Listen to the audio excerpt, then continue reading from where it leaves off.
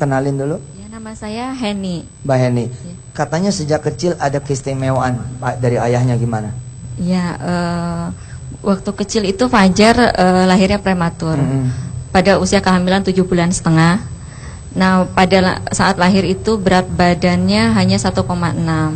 Dengan waktu itu jantungnya itu klepnya masih terbuka, terus paru-parunya masih belum bekerja dengan sempurna, sehingga kemungkinan kata dokter itu beliau CP kan, mengidap cerebral palsy. CP-nya itu kemungkinan karena organ-organ tadi belum sempurna sehingga kekurangan suplai oksigen ke otak, sehingga ada sebagian sel-sel otaknya yang rusak.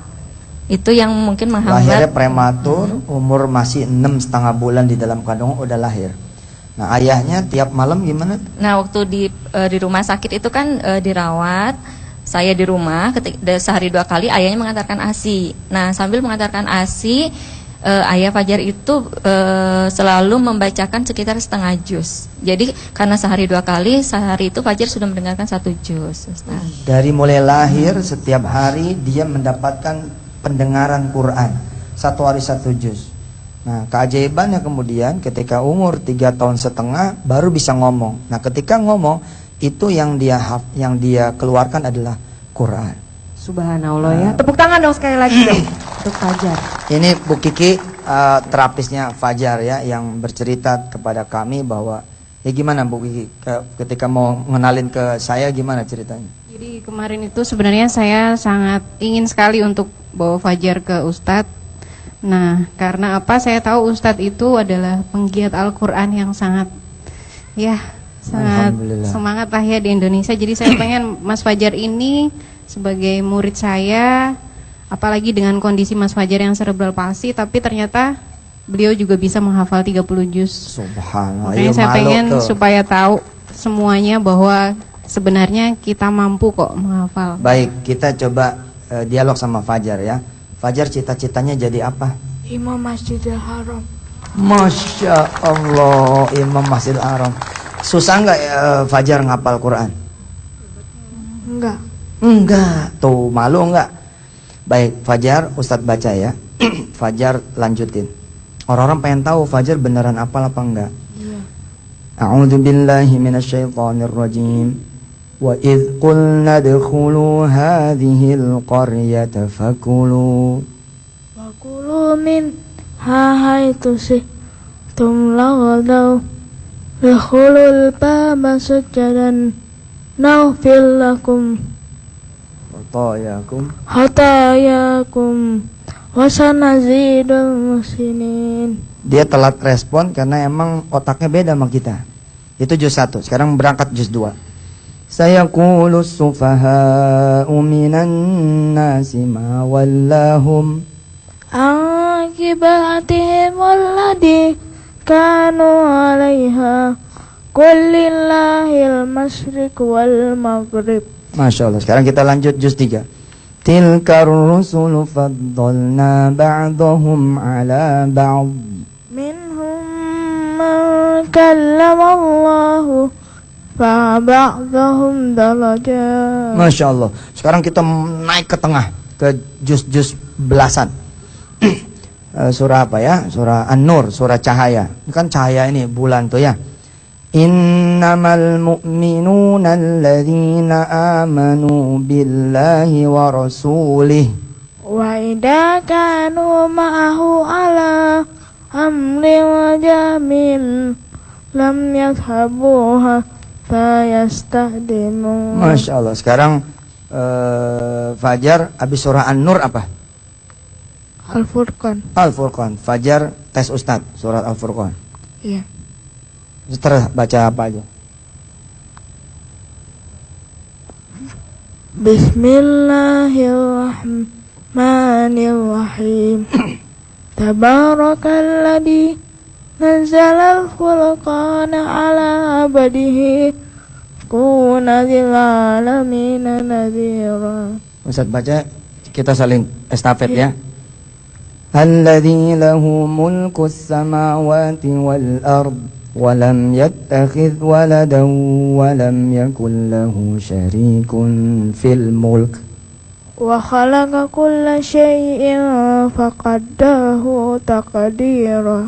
Ini dari umur 4 tahun setengah loh 30 juznya. Sayang saya terlambat mengetahui. Jadi kalau begini ceritanya, maka Fajar dalam kondisi seperti ini, dia menjadi penghafal Quran terkecil di dunia. Subhanallah. Subhanallah ya. Kondisi apapun Iya. dan bagaimanapun orangnya itu ternyata bisa ya menghafal sekarang Quran kita ya. tanya sama ibunya ya. Gimana caranya? Kok Fajar bisa hafal Quran gitu? Iya, bagaimana tuh Bu kira-kira Bu? Sebetulnya Fajar menghafal Quran ini secara tidak sengaja, Ustadz. Tidak sengaja aja bisa hafal 30 juz. Iya. Apalagi sengaja, Masya Allah. Waktu Bingung. itu tujuan kami hanya berusaha, ini anak itu kan amanah. Jadi hanya kami berusaha untuk memberikan lingkungan yang terbaik untuk anak kami. Jadi kami berusaha untuk di lingkungan itu ya mengkondisikan keluarga juga, lingkungan. Jadi kita berusaha memperdengarkan untuk Fajar itu yang terbaik. Jadi kita ketika dia di rumah, sudah tidak di rumah sakit, kami di rumah itu sepakat untuk memperdengarkan tilawah 24 jam.